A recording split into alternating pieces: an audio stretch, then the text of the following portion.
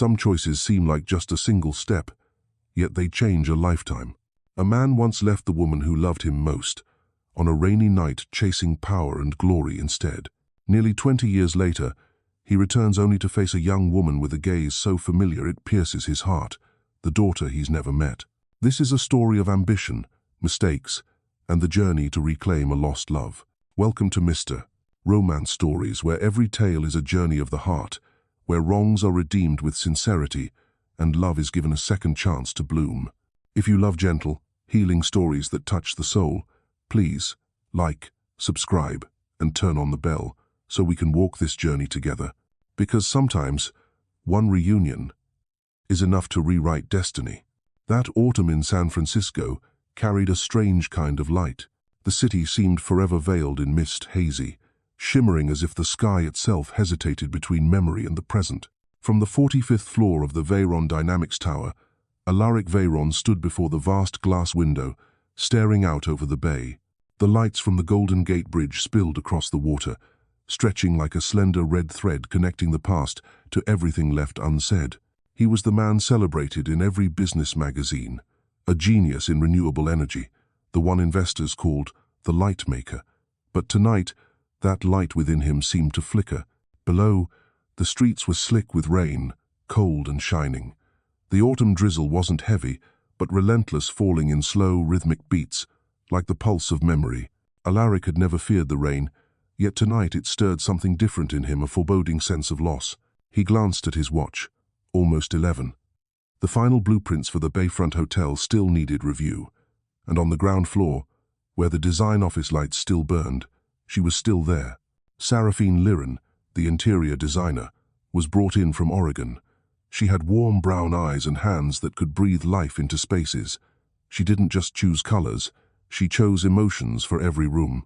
In Allaric's world, a world measured by speed and profit, Saraphene was a pause, a stillness that made him, for the first time, stop to breathe, to listen to the rain instead of the keyboard. He remembered the first time he met her, a late night in the conference room. The team had gone home, and only she remained a small figure leaning over blueprints under the desk lamp. She wore a simple, ash-gray dress, with sawdust still clinging to her wrist, and her hair was tied up in a loose bun. When he approached, she didn't startle. She smiled and asked, "Do you think materials have feelings?" It was such a strange question that he actually laughed, a rare laugh in those days of endless deals and negotiations. From that night on, their meetings began to last longer. At first, because of work. Later, because neither wanted to leave. Amid sketches and design drafts, they spoke of natural light, of how humans needed space to breathe, and sometimes about things that couldn't be measured in any budget, like the peace of watching the city through a window at 3 a.m. One evening, when the project neared completion, they stood together on the highest balcony.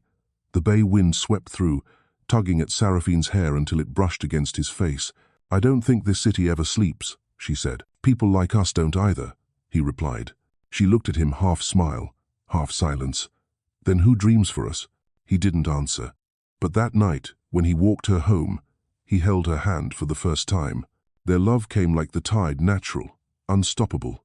After that, Allaric's apartment filled with the scent of coffee and laughter. She sketched in the living room while he reviewed financial reports on the couch. Between them was a comforting silence, the kind that made you feel safe. Once, she said softly, "I think I could spend my life fixing little things, as long as the person beside me knows how to cherish it." He smiled. "You were born to make things beautiful. I was born to make things big." But that very difference was the seed of their tragedy. When the Bayfront Hotel finally opened, the press called Allaric the man who redefined how people saw green living. Global corporations came knocking.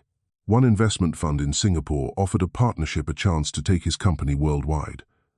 The only condition was that he had to move there for at least 3 years. He told Saraphene on a windy evening, their usual spot by the sea. 3 years, she asked, voice oddly calm. "I can fly back and forth. It won't be long. This could change everything." She was silent for a moment, watching the lights ripple on the water. "And what about us, Allaric? What will that change?" He took her hand.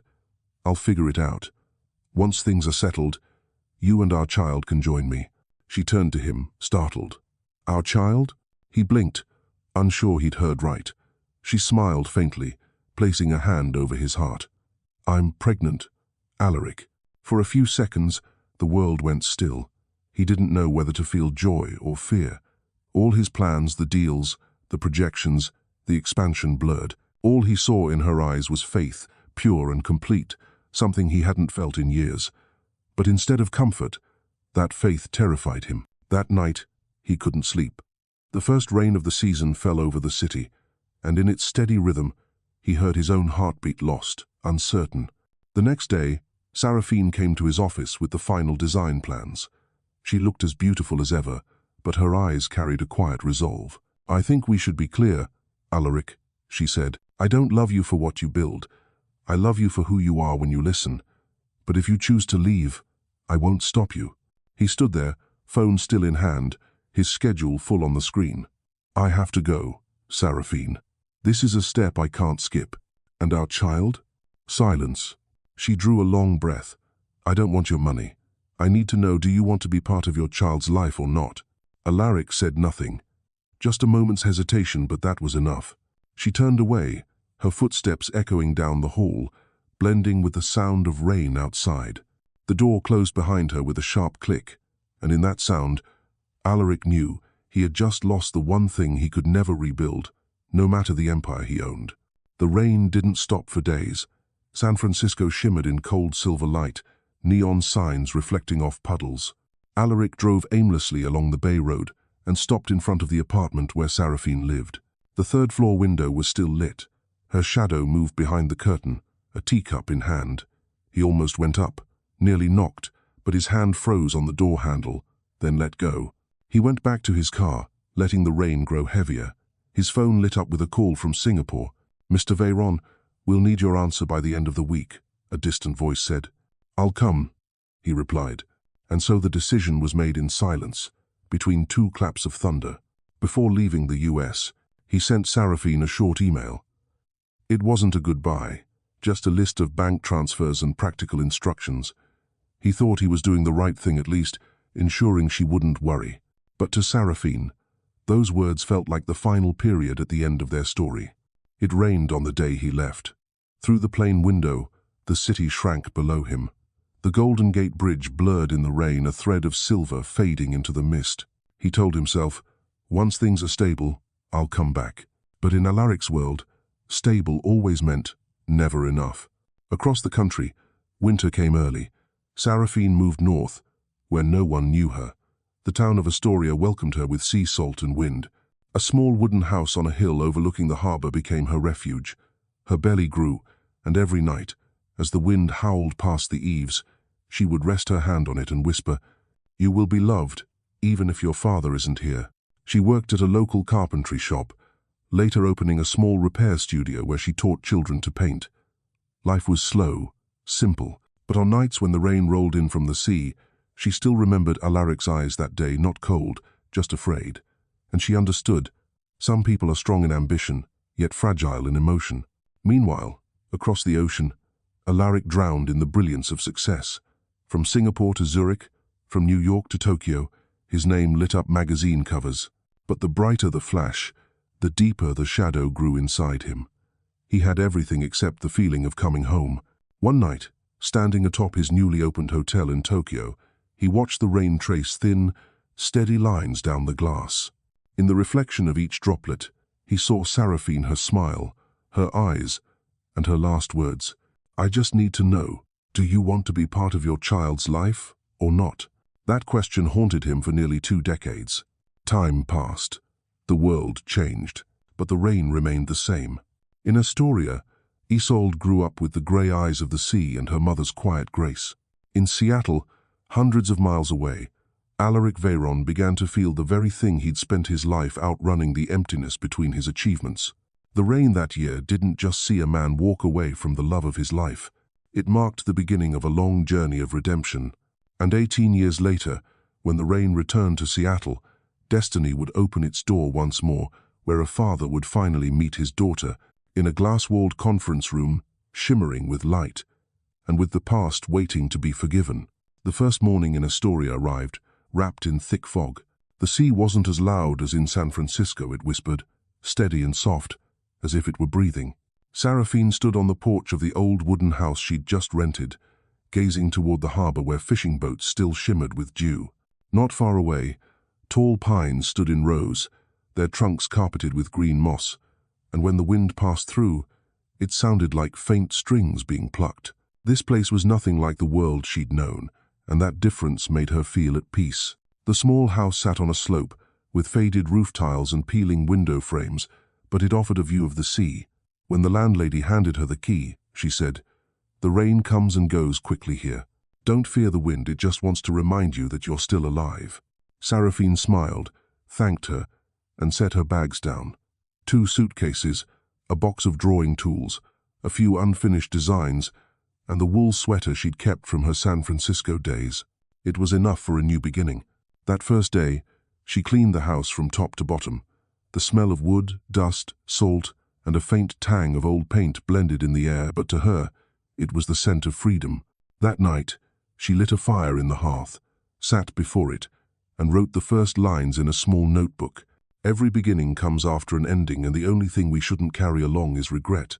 Her belly grew heavier with each week. Sometimes, when she was tired, she would lie down, listen to the waves, and trace her fingers gently across her stomach. "Do you hear that?" she'd whisper.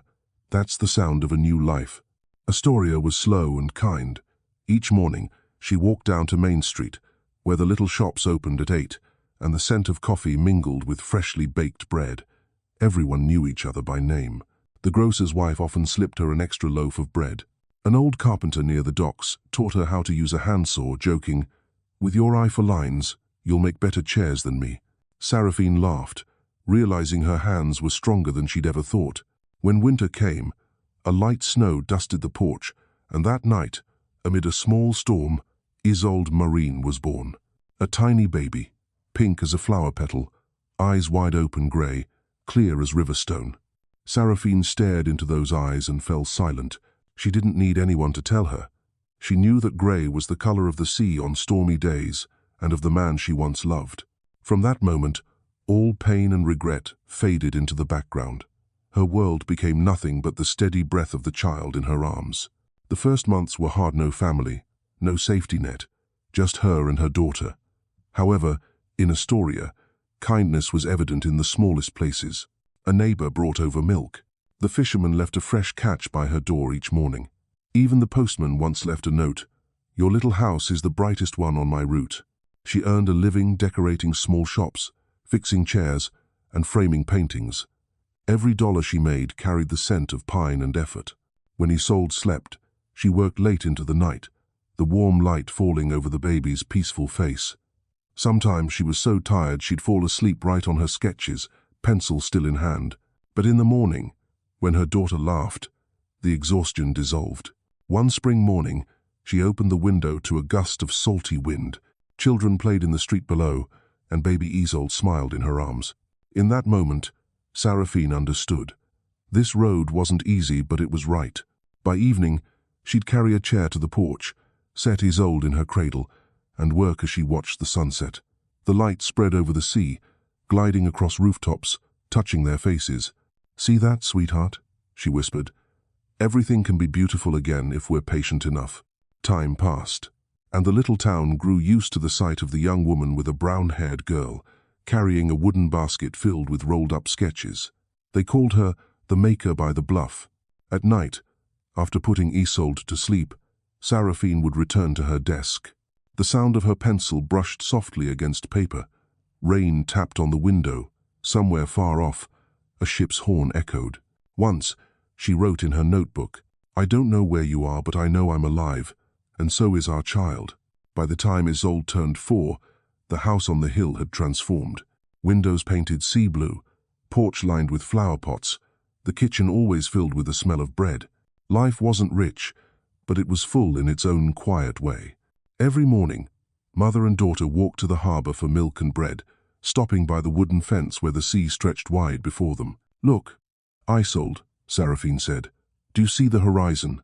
It never ends because the sea always finds a way to reach the sky, no matter how far apart they are." The little girl nodded, eyes gleaming. "Then you and I are like that, right, Mama?" "Yes," she smiled. squeezing her daughter's hand. Just like that. Afternoons were for work, hammering, sawing, sanding. The sounds of wood filled the air like music. She built tables for cafes, redesigned shop interiors, and helped neighbors with minor repairs. She no longer designed skyscrapers, but homes, places where people truly lived. One day, Dorian Keith, the owner of a small art gallery in town, stopped by her workshop. He brought frames that needed repair, but his attention caught on the sketches spread across her table, curves soft as waves, corners bathed in light. "You don't just fix wood," he said quietly. "You heal spaces." The words made her smile. It had been a long time since anyone had said something that heartfelt. Dorian became a friend, often visiting with herbal tea and stories about art. Tall, dark-haired, gentle-voiced, with kind eyes. He never asked about her past, only cared about her present. When he saw Isolde doodling on cardboard, he brought her a small box of watercolor paints. "I was a kid who never had colors," he said with a grin. "Now I get to pay that debt." On weekends, the three of them often went into town, visiting the old cafe with windows facing the sea, talking until the sunlight slanted low. When someone asked if she ever planned to leave, Saraphene shook her head. "I left once," she said, "and I lost too much. Now, I want to stay, watch my child grow up." Isolde grew quickly bright and curious. She watched her mother measure, sketch, and pin drawings to the wall. "Mama, I want to build houses when I grow up." Saraphene smiled. "Then I'll teach you where to start." "Where's that?" "With the foundation. If it's strong, the house will stand." The girl nodded solemnly and scribbled it down in her little notebook, her letters uneven and sweet. Time went on, marked by the rhythm of the rain. On stormy nights, Saraphene gazed out to the sea, her heart at peace. She no longer felt anger or blame, only memories soft as fading waves on sand. One summer evening, Dorian stopped by with a new frame. They hung it together, then sat by the window. "You've made this house into a true home," he said. She looked around the lamp's glow, her sketches, Isolde's small bed, the distant sea. "It's because it was built with love," she said. He nodded gently. "And patience." When she walked him to the door that night, she felt something small but real stirring inside her. Not the fierce, consuming love she once knew, but a quiet warmth that came from being seen and understood without words. Before bed, she wrote in her notebook, "Every wound can heal, if left in the care of wind and light." Outside, the sea brushed softly against the cliffs. Rain mingled with the whisper of the pines. And in that stillness, a young woman and her little girl were quietly writing the first chapter of a new life, one the world would one day remember as the origin of a prodigy named Isolde Marin. The first summer Isolde learned to run was a summer when the sea seemed brighter than ever. Astoria looked like a painting washed clean by sunlight, the sand whiter, the water bluer, and the sound of distant ship horns echoing like the sea retelling its old stories. The house by the cliff now wore a pale yellow coat of paint, and lavender pots lined the front steps.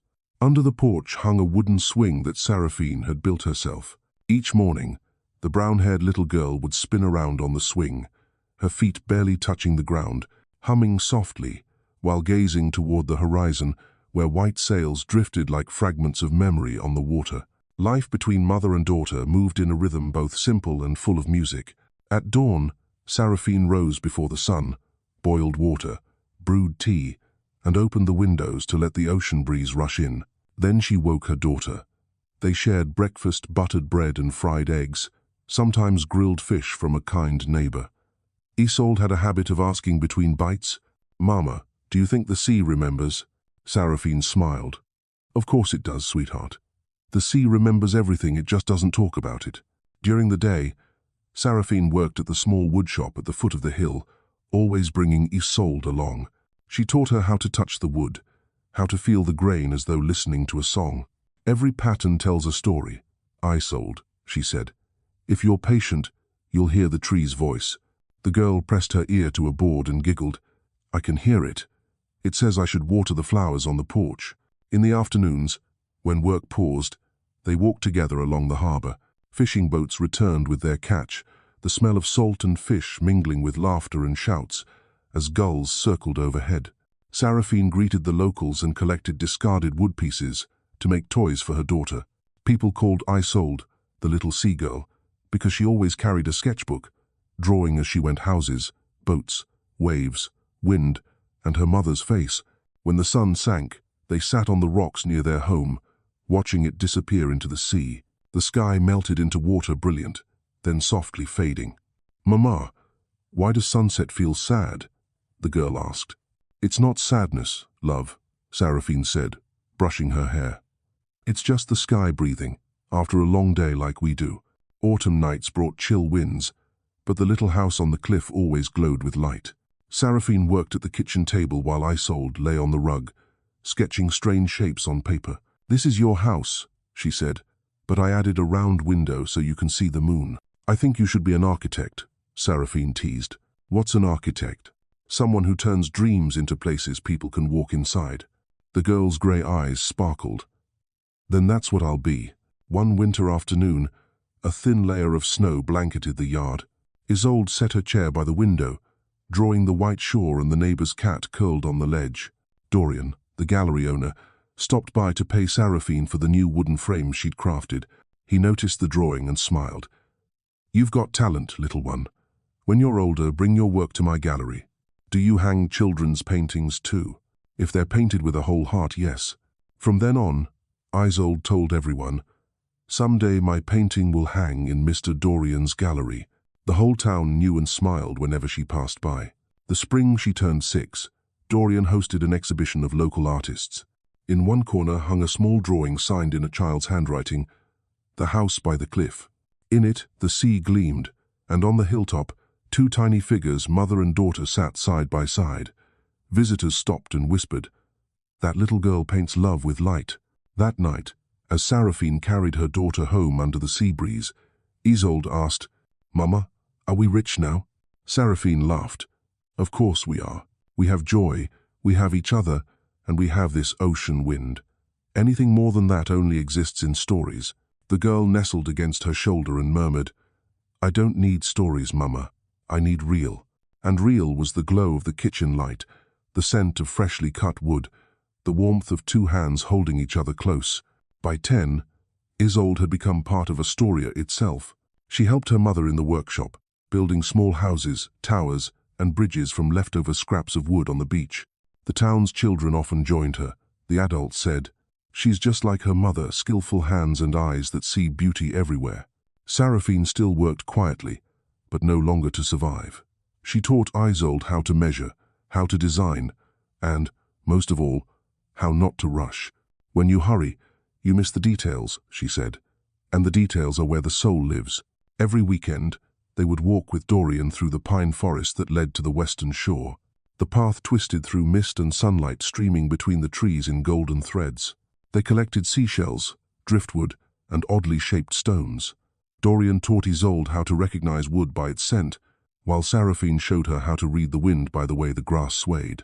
Afterward, they picnicked by the sea, eating cheese sandwiches and talking about small, wonderful things: why waves return, how light changes through the hours. "Everything has its rhythm, Isolde," Dorian said. "The question is, can you listen to it?" That night, Isolde wrote in her notebook, "Waves have rhythm. Wind has rhythm. Even memories have rhythm. If I listen carefully, I'll never get lost." Years passed, marked by the sound of rain. Isolde grew into a calm, graceful young girl, her lengthy hair and steady gaze carrying both the sea and her mother within them. Dorian remained a close friend, but Saraphene kept her distance. She no longer longed for fiery love, only peace. And Dorian, understanding that, never crossed the line. They were 2 souls who had found each other after breaking once before. One autumn afternoon, after delivering a set of tables to the town cafe, they sat together on the porch. The sunset spilled through the window, casting a glow over the sketches on the table. Isolde was carefully noting measurements, then asked, "Mama, why are all your designs full of curves? No one at school draws like that." Saraphene smiled. "Because life never moves in straight lines, sweetheart. Curves hold the softness. So, when I build houses, should I make them soft too?" "Yes," she said, "because you're building a place for people to return to, not something to prove a point." Isolde wrote every word down. She didn't yet know that one day, that philosophy would set her apart in the rigid world of industry and design. At 15, Dorian hosted a special exhibition, The Hands That Built the Town. One corner was devoted to Saraphene, intricate wooden designs that were simple yet warm. Beside them hung Isolde's paintings of the sea, her mother, and the golden light spilling from the house by the cliff. When someone asked where her inspiration came from, Isolde answered, "From the things that never leave me." The simplicity of her words brought tears to many eyes. That night, after the guests had gone, Saraphene stood outside the gallery, glowing in a soft, yellow light. Her heart felt light as wind. Dorian came to stand beside her and said quietly, "You and your daughter have made this town part of our hearts." She smiled. "No, it's this town that saved us." After the exhibition, Astoria began to draw visitors from other places, but to Saraphene, that didn't matter. What mattered was waking up the next morning to her daughter's laughter in the kitchen, the smell of fresh bread, and the steady sound of waves outside. Late that night, as the sea breeze slipped through the window, she opened her notebook and wrote, "My Isolde, you've grown. You don't know how heavy the past once was, and I don't want you to. Keep only what is light, love, faith, and light itself. One day, you'll leave this place. Take all of that with you, so wherever you go, people will know there was once a house by the cliff that lit your heart." Outside, the sea whispered its endless lullaby. Waves came and went, quietly. And inside that little house on the cliff, under a lamp still burning late into the night, two hands, one mother's, one daughter's, were sketching the dreams that would one day be called tomorrow. The morning Isolde left Astoria, the sea was unusually calm. The water mirrored a sky of pale jade grey, gulls gliding slowly above it, and the sound of the waves against the shore was like the quiet breathing of someone holding back tears.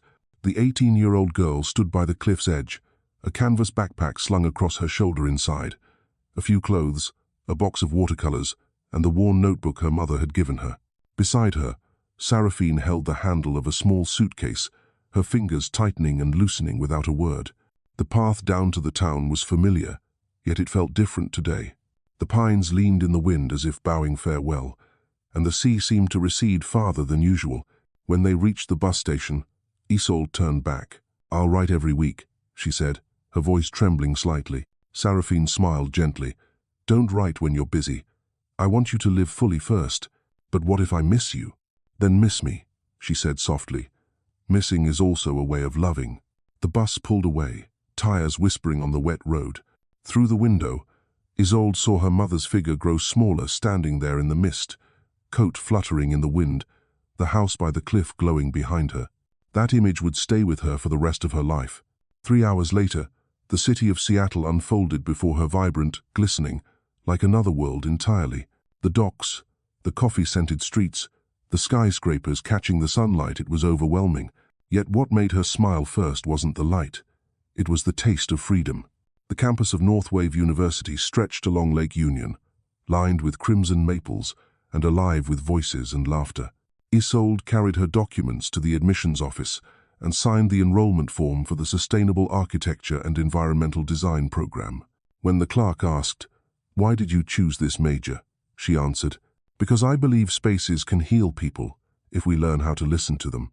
The woman looked up, studied her for a moment, then nodded. "Welcome to Northwave, girl of the wind." Her dorm sat on a sunny hill, its white walls gleaming in the sunlight. Her roommate, Amira, a lively biotechnology student, quickly became her closest friend. That first night, they sat by the window, the city shimmering below. Amira asked, "Where are you from?" "A small town by the sea." "And why did you leave?" Isolde thought for a moment, then smiled. "To carry the sea with me." In the days that followed, she settled into a new rhythm. Classes, labs, libraries, late nights at the cafe where architecture students sketched until dawn. People here spoke in terms of ideas, sustainability, data, energy flow, but Isolde stayed quiet, focused, letting her drawings talk for her. One evening during a climate modeling workshop, she met Kieran Solvent, a senior with storm-grey eyes and a calm, magnetic way of speaking. He joined her group to help calibrate thermal sensors. When he noticed she was still adjusting the wind model long after everyone had left, he asked, "You're not heading home?" "Not yet. My wind's not right." "Your wind?" He chuckled. "Yes. If the wind doesn't flow right, The house stays cold, no matter how beautiful the walls are. Her answer made him pause. You're strange, he said softly. Most students only care about how it looks. Looks aren't enough to keep people alive, she replied, eyes on the model. We need things that breathe with nature. From that day on, they frequently crossed paths in the lab. Kieran was obsessed with flexible structures, eyes-old with harmony between design and the elements. Their projects stretched into long nights, rain pattering on the glass roof, the hum of 3D printers filling the silence. One night, standing before their finished prototype, Kieran murmured, "If everyone designed like you, this world would be a lot warmer." Isolde smiled faintly, eyes still on the rain outside. "Then let's try, shall we?" Seattle's autumn carried its signature scent, coffee mingled with the smell of rain. On weekend mornings, Isolde sat by the window of a small cafe near the Fremont Bridge, sketching as people passed by. Sometimes she wrote to her mother, "Mama, I've learned that light has its own language. It tells stories about wind, about how people place themselves within nature. When I draw, I still think of our sea. I miss you, but I'm okay." Saraphene read those letters in the house by the cliff, a soft smile spreading across her face. When Dorian stopped by and saw the envelope, he said, "She's finding her own way." "No," Saraphene whispered, "she's finding her way forward." By her second year, Isolde had become one of the architecture program's most promising students. Her project, the Breathing House, a coastal home built from recycled materials with a self-ventilating system, was selected for the National Architecture Week exhibition. When a reporter asked where her inspiration came from, she said, "From an old wooden house on a cliff, the place I grew up." Her professor encouraged her to expand the concept into a broader framework. She named it Harbor Framework for all seaside structures, designed to create balance between human life and nature. The idea soon caught attention across the field. Isolde worked tirelessly, attending classes in the morning, working on computer modeling in the afternoon, and completing reports late into the night. Kieran became her unofficial partner. He handled the coding for energy simulations, and she helped refine his thesis project. Many nights, they stood together on the library roof, the wind rushing by, Lake Union shimmering under the moon. Kieran asked once, "Do you think the world hears us?" "It doesn't have to," Isolde said. "As long as one place listens, the ripples will spread." That winter brought Seattle its heaviest snowfall in a decade. Students filled the quad, shouting and throwing snowballs at one another. Amid the laughter, Kieran held out a handful of snow, half teasing, half serious. "Care for a duel?" Isolde laughed and threw back a handful of her own. Their playful fight ended with both of them breathless on the ground, laughter fogging in the cold night air. "Don't forget to laugh like this," Kieran said quietly. "Even when work swallows you whole." "As long as someone reminds me," she answered. "Then I'll remind you," he said. Their feelings were never loud, they existed in glances, in the way they left coffee exactly how the other liked it, in the silence that felt like peace. In her third year, Harbor Frame was invited to the Global Green Architecture Conference in Vancouver.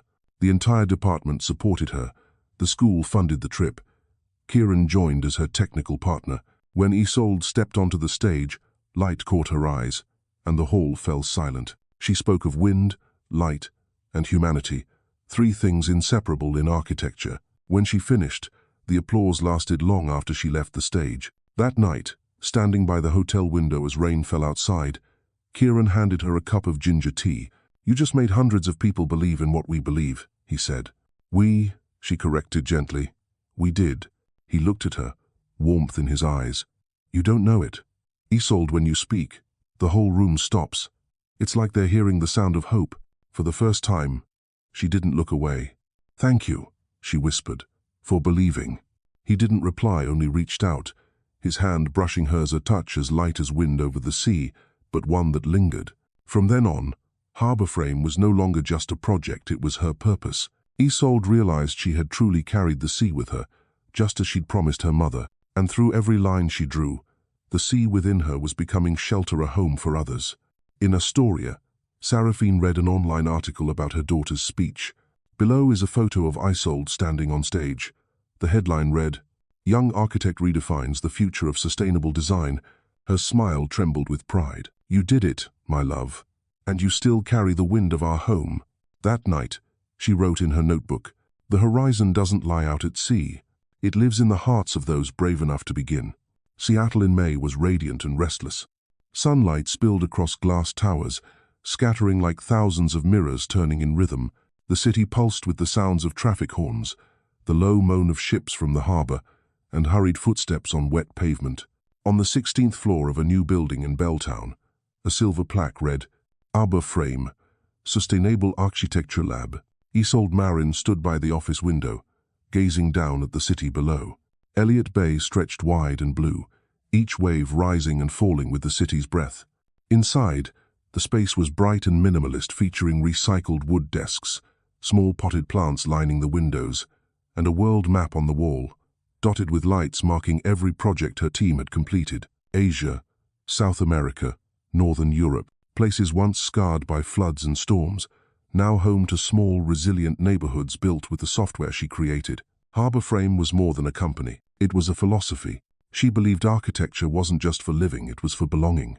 That morning, she met with her team, 10 young engineers from around the world. Kieran sat beside her, sleeves rolled up as always, listening intently. He led technical coordination. She set the vision. They had worked together for 4 years, eating, sleeping, and dreaming the same dream, homes that could breathe with the planet. We've received invitations from 3 coastal cities, Kieran said, pointing at the screen. 1 in Thailand, 1 in Chile, and 1 in Florida. All want to implement the Harbor Frame model to rebuild their flood-prone communities. Isolde studied the photos, her eyes lighting up. Let's choose the place where the community wants to build with us, not just the one that wants headlines.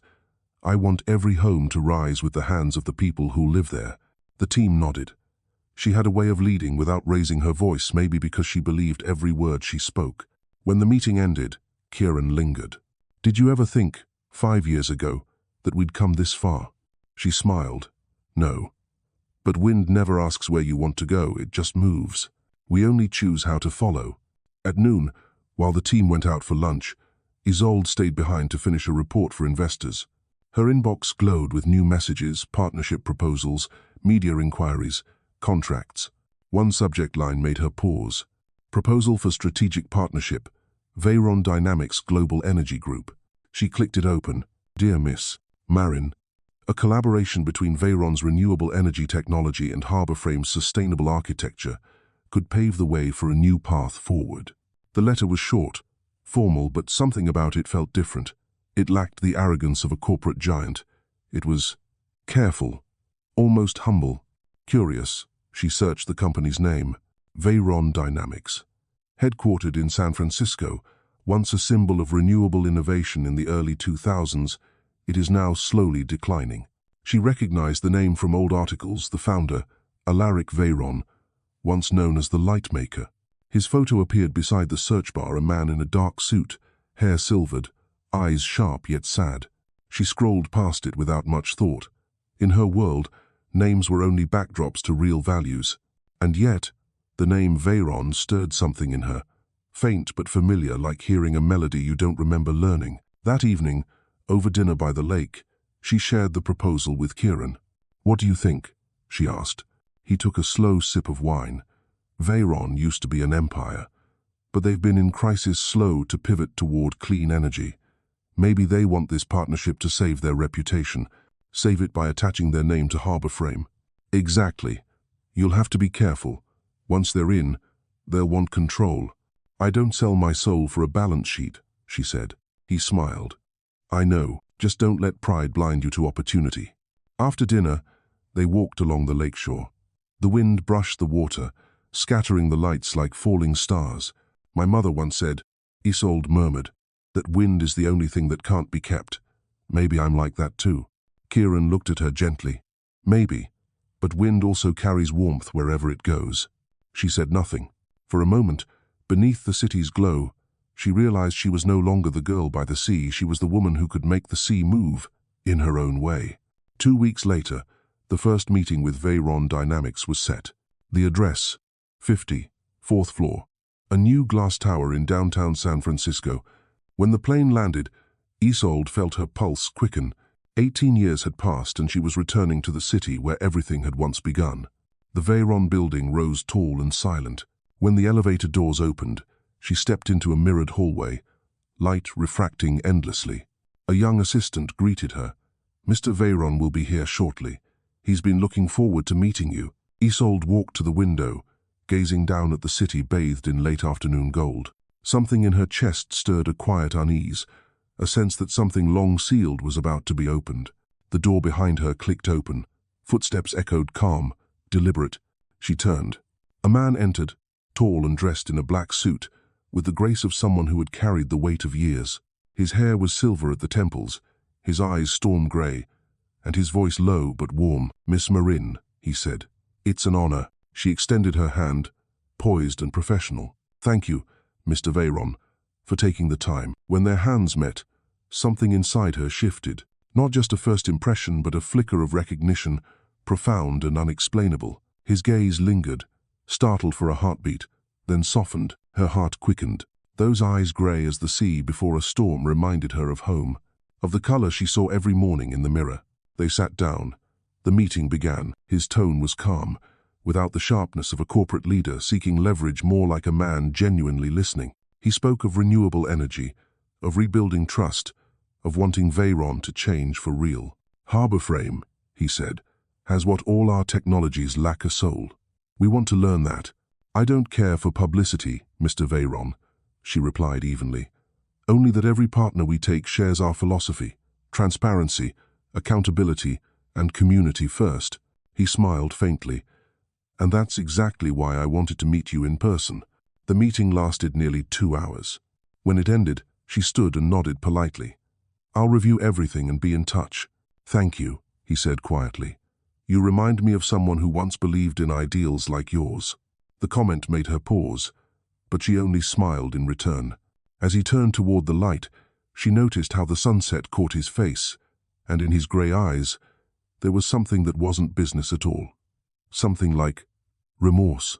Back at her hotel, she opened her laptop and reread the documents. His name stood out at the bottom: Allaric Veyron. She whispered it once, as though testing how it felt in her mouth, the syllables strangely heavy, oddly familiar. That night, rain pattered softly against the window pane. Restless, she reached into her bag and pulled out her mother's old notebook. On the first page, in Saraphene's handwriting, were the words, "Every beginning is a chance to understand the past." Isolde looked out at the rain, glimmering under city lights, each drop falling like a fragment of memory, returning from somewhere long forgotten. She didn't know it yet, but that meeting had just opened a door sealed for nearly 20 years. A door through which the wind was about to turn back, straight toward the heart. It was raining again in San Francisco, not the soft kind that kissed your hair, but a dense, heavy downpour, falling like millions of silver threads slicing through the air. From the 54th floor, Allaric Veyron stood by the window, staring out at a sky drowned in mist, thunder rumbling far away. He used to love the rain. It made the city clean, gave people an excuse to pause. But now, whenever the raindrops clung to the glass, all he saw was a woman walking away in another storm, one from long ago, that never truly ended. The meeting with Isolde Marin 3 days earlier kept replaying in his mind like a film stuck in slow motion. The way she sat upright, calm, her eyes never wavering. The way she spoke concise, yet each word carried the weight of conviction. And those eyes, grey as smoke, catching the light identical to the eyes that once looked at him through a fogged window on the night he left. Allaric gave a faint, bitter laugh. He had met thousands of faces, partners, investors, employees, people he thought he understood. But no one had ever unsettled him the way that young woman did. Something about her felt too familiar, not her features, but her rhythm. The way she observed before speaking, the way she filled silence with meaning instead of words. Just like Saraphene. He opened the wooden cabinet behind his desk and took out a small pine box, one he had never managed to throw away. Inside, among yellowed papers, was an old photograph. Saraphene, smiling into the wind, hair tousled, a sketch rolled in her hand. "Where have you been all these years?" he whispered, his voice blending with the rain. "And our child, is she all right?" The question dissolved into the quiet. He knew it was too late for everything. But that name, Marin, printed on Harborframe's documents, wouldn't leave his mind. Marin. It meant the sea. And Saraphene had once said, "If we ever have a daughter, I'll name her Marin, like the sea that surrounds everything, patient and strong. His chest tightened. Impossible, and yet undeniable. The rain outside beat harder against the glass. He pressed the intercom. "Amelia, schedule a private meeting with Miss Marin. Tonight, at 8 o'clock. No staff, no assistants." "Sir," his secretary hesitated. "She's flying back to Seattle tomorrow morning." "Then tonight is the only chance." At 8 o'clock, a small cafe on Montgomery Street glowed warm against the storm. No one would have guessed the grey-suited man sitting silently by the window was once a billionaire who ruled the energy world. The door opened, and the wind swept in with a slender figure. Isolde stepped inside rain, clinging to her coat, hair damp and loose, yet her gaze steady. "Thank you for coming," Allaric said, standing. "It's nothing. We could clarify a few details." Saturday. The rain tapped the glass like uneven heartbeats. Isolde opened her laptop, professional and composed. "I've reviewed the partnership terms. Harbor Frame is open to technological collaboration, but operational control must remain with us." Allaric nodded, but his eyes never left her. "I agree. I'm not here to buy what you built only to help it reach further." She looked at him, faintly unsettled, his voice low, worn, almost gentle, carried years unsaid. "Mr. Veyron," she said slowly, "you're not what I expected." "And what did you expect? Someone like the others, making promises only to take control?" He smiled faintly. "Perhaps I was like that once. But age teaches you power saves nothing. Only truth does." She studied him for a moment, then closed her laptop. "That's strange," she said softly. "You sound a lot like my mother." "You mentioned she was an architect?" "An interior designer," Isolde replied. "She taught me that every structure begins with feeling. Without understanding people, you build walls, not homes." He swallowed hard. His heart began to pound. "Would you tell me her name?" he asked, his voice trembling. "She's Saraphene Lyren." Silence froze the air. The rain still fell, but Allaric no longer heard it. He gripped the edge of the table to steady himself. The young woman in front of him, with storm-grey eyes and a quiet, unwavering voice, was the living echo of the love he lost in the rain nearly 20 years ago. "Lyren," he murmured, almost to himself. "Saraphene Lyren." Isolde tilted her head slightly. "You knew my mother?" He hesitated too long for it not to mean something. Then he exhaled, voice barely above a whisper. "I once did, a long time ago." Isolde's gaze sharpened, curious but cautious. "I've never seen your name connected to hers. Maybe it's just a coincidence." "Maybe," he said softly, though his trembling hands betrayed him. A flash of lightning split the sky outside. The rain roared louder. She gathered her things, still polite. "I'll send a formal response by email. Thank you for your time."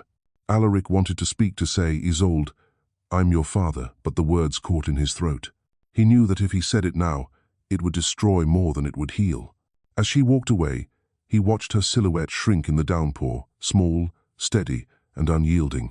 Part Saraphene, part him, all moving farther from his reach. He stayed, listening to the rain hammer the roof. It no longer sounded like the city. It sounded like the same storm from the night he left the rhythm of regret.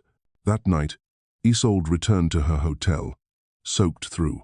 She didn't turn on the lights right away. Standing by the window, watching the rain cascade down the glass, she felt something she couldn't name.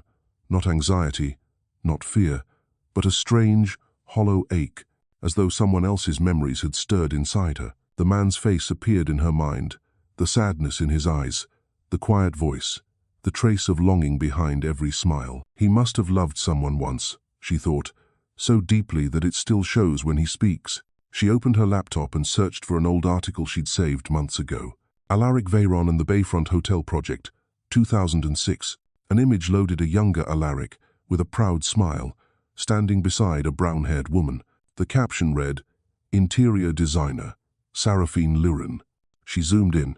The pieces began to fall into place, the look in their eyes, the way they stood close, the name, the color she saw in her own reflection every day. Something in her chest cracked open, pain and light, intertwined. She whispered, almost soundlessly, "Mama." Outside, the rain fell harder, but now, every drop carried the shape of a question no one had answered. The next morning, she called home. "Mama?" Her voice low. Did you get back safely? Yes. But, Mama, did you ever work with someone named Allaric Veyron? Silence on the other end. Then Saraphene exhaled softly. Why do you ask? I met him. He wants to partner with Harbor Frame. The line went quiet again, only the sound of waves faintly echoing through the phone. What? What did you think of him? Saraphene asked. He's different, Isolde said. He has the same eyes as I. Saraphene closed her eyes. The breeze slipped through the window, stirring the curtains and bringing in the scent of salt. My dear, she said, voice trembling. Sometimes the wind brings us things we never searched for, but we have to face them. Isolde gripped the phone tightly. Mama, I need to know. Not yet, Saraphene interrupted gently, but firmly. When you're ready, the truth will find you. Don't let the past blur the future you're building. After the call, Isolde stepped out onto the balcony. The city was still drenched. The streets gleamed with light. She closed her eyes, listening to the wind curling between the towers. It carried a faint trace of salt, a scent only those raised by the sea could recognize. Elsewhere, Allaric sat alone in his high-rise apartment, phone in hand, too afraid to dial. He typed, deleted, wrote again, stopped. Only one line remained on the screen. Saraphene, I've met our daughter. He didn't send it. He turned off the phone, leaned back, and let the sound of rain fill the room steady, endless, sorrowful as memory itself. And for a fleeting moment, he heard her voice, the voice from long ago whispering through the storm. If you leave, Allaric, the rain will never forgive you. And it was true. Nearly 20 years later, the rain still hadn't stopped. The flight from San Francisco back to Astoria cut through a curtain of moist clouds, revealing a horizon curved like a silver ribbon. Below, the ocean stretched silent and endless, where each wave seemed to connect the memories she hadn't yet dared to name. Throughout the flight, Isolde couldn't sleep. She stared out the window, her mind circling the image of that man, the storm-gray eyes, the deep, rough voice, the way he fell silent when he heard her mother's name. Every detail felt like a shard of glass, small, but piecing together the shape of something she was afraid to believe. By the time the bus stopped at the edge of town, the sky had turned amber. Astoria greeted her with salt in the air and the cry of gulls. The road along the coast was unchanged, the same small cafe, Mrs. Ellen's flower shop, the moss-covered stone wall leading up to the White House on the cliff. Saraphene was on the porch, hands stained with wood varnish, eyes fixed on the sea. Hearing footsteps, she turned. You're home. I need to talk to you. They stepped inside. The room was warm, scented with wood and herbal tea. Isolde set down her suitcase and sat across from her mother at the old work table, the same place where she had once learned to draw. Mom, she began. That man, Allaric Veyron, who is he to you? Saraphene froze. Her hand trembled slightly as she held her teacup. She looked at her daughter, her eyes gentle, but heavy with something unspoken. I knew you'd ask that one day, and I need the answer. She drew a long breath. Do you remember the project I told you about? The one in the city before you were born? The hotel by the bay? Yes, Allaric led that project. He was young then, brilliant, ambitious, and he swept me up in his wind. Isolde didn't interrupt. She just listened. He was brave and clever, her mother went on, but terrified of happiness. When I told him about you, he left. Without a promise, without a word. The room fell silent. Only the clock ticked, and the wind sighed through the open window. Isolde felt her chest tighten. So, I'm his daughter. Saraphene nodded. You are. And you kept it from me all this time. I didn't want you to grow up in the shadow of someone who chose to walk away. I wanted you free, free to be yourself. Isolde turned away, her voice low. Free, but missing half the story. Her throat tightened. Do you know how many times I looked in the mirror and wondered why I didn't look like anyone here? Saraphene stepped closer, but Isolde moved back. You kept it from me because you thought I was too young, she said. But I'm not anymore. I deserve to know who my father is, even if it's just to know he didn't choose me. Tears welled, but her voice didn't break. Saraphene stood still like a sculptor, watching a crack appear in the piece she'd spent her life protecting. I don't blame you, Isolde said finally, but I need to see him. I need to hear the truth from the man who left. She turned toward the door, not waiting for an answer. Outside, the wind rose from the sea, carrying salt and the chill of an approaching storm. At that exact moment in San Francisco, Allaric folded a stack of unsigned papers.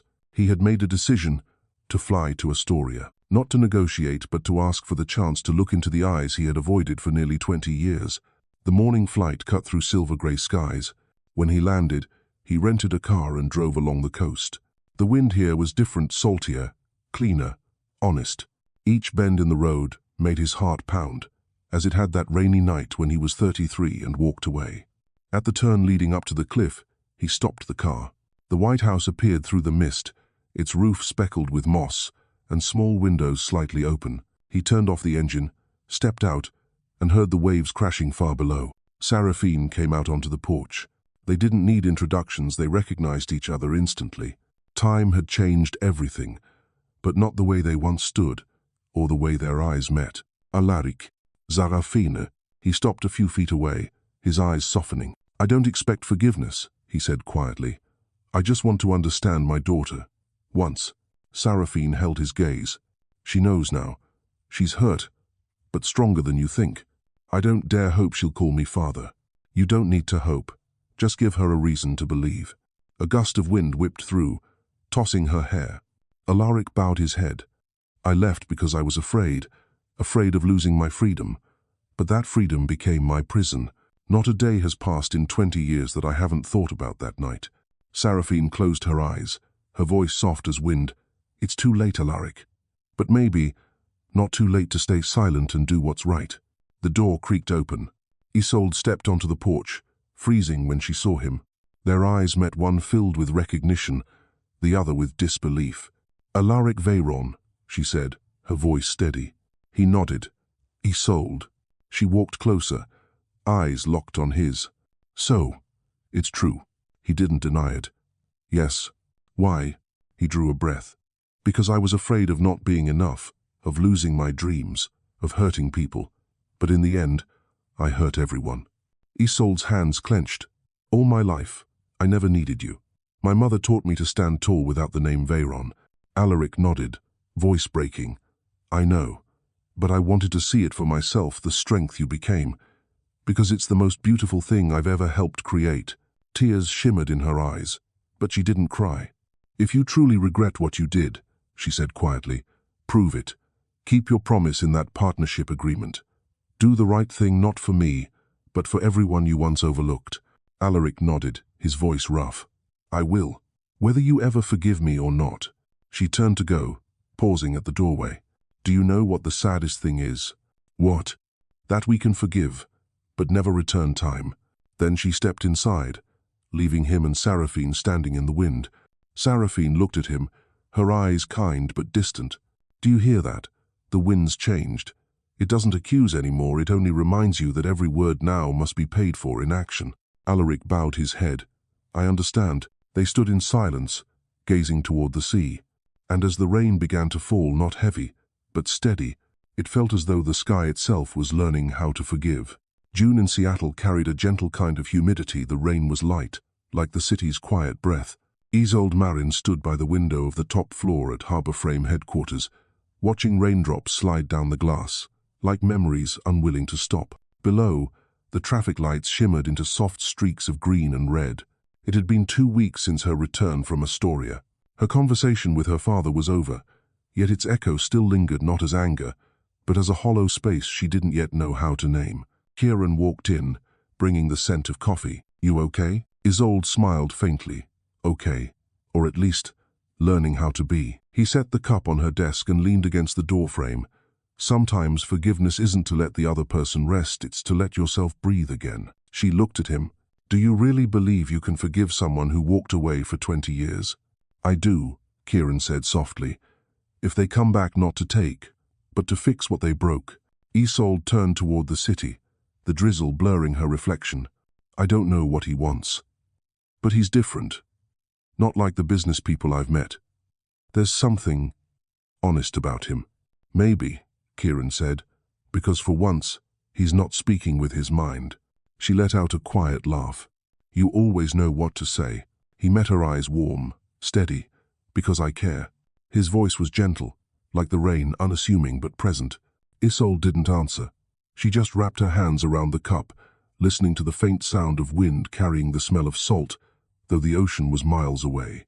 That afternoon, an email arrived from Veyron Dynamics. Subject: Revised Partnership Plan, Community Transparency. Attached was a detailed proposal not written in the usual financial language, but in words about social responsibility, community rebuilding, and open access data. She read every line. At the end, a single note caught her eye. Approved by A. Veyron. Reviewed personally. For a moment, she didn't read with her eyes, she read with her heart. She could feel his effort quiet, wordless, real. She dialed his number. Mr. Veyron? His voice on the other end was calm, deep, speaking. I received the proposal. It's not what I expected. I didn't want to apologize with words, he said. I wanted to do the right thing even if you never forgive me. You don't have to say that. I have to act. He paused, then added softly, Thank you for reading. When the call ended, Isolde sat still for a long time. Her anger, once sharp, dissolved into the quiet. She understood now. Some mistakes can't be erased, only rebuilt, one honest day at a time. She opened her laptop and typed a brief reply. Harborframe agrees to continue the partnership. I retain complete operational control. The pilot project will begin on Florida's coastline. If you genuinely want change, be there. She pressed send. Outside, Seattle's skyline lit up. Every light in the night looked like the beginning of something new. When Allaric read her email, he didn't say a word. He stared at the screen, then smiled faintly, not the smile of victory, but of someone who had just been given a second chance to make things right. He left the office early and drove toward the bay. The city shimmered under fog. The low hum of ships echoed across the water. He stopped at the pier, wind tousling his silver hair. For 20 years, he had stood in places like this, yet never once had his heart felt still. Tonight, it did. The phone buzzed. Caller ID. Saraphene Lyren, he answered. It's me. Her voice was low and steady, just as he remembered. Isolde told me about the project. She's allowing you to be part of it. I know. Don't fail this time, Allaric. She's watching you. I won't. You don't need to promise, just be real. A long silence followed, filled only by the sound of wind through the speaker. Then her tone softened. She has your heart, but my discipline. Do you know what that means? It means she won't forgive easily. But if you're patient, she will believe. He smiled, tired, but gentle. Where do I start? With the small things, she said. Show up. Keep your word. Listen. After the call, Allaric stared at his reflection on the rippling water. He thought of Isolde, of Saraphene, of all the years he'd lost. He no longer wished to make up for them, only to rebuild, brick by brick, with his own hands. 3 weeks later, the pilot project began in Florida. Both the Harborframe and Veyron Dynamics teams were there. The air was hot and damp, carrying the scent of earth after rain. The first houses rose among a coastal community that storms had once destroyed. Isolde arrived early, linen shirt, khaki pants, hair tied back. She crouched beside the engineers, checking the steel joints. When Allaric appeared, she looked up briefly, then went back to her plans. He said nothing. He rolled up his sleeves, joined the workers, carried materials, and helped secure beams. Sweat darkened his shirt. No one could have guessed this was a man who'd once commanded boardrooms worth billions. At noon, Isolde brought him a bottle of water. You don't have to do this, she said quietly. I do, he smiled. A structure only stands strong when its designer has touched it with their own hands. She started to reply, then stopped. The sunlight caught his eyes, storm grey, but softer now, tinged with warmth.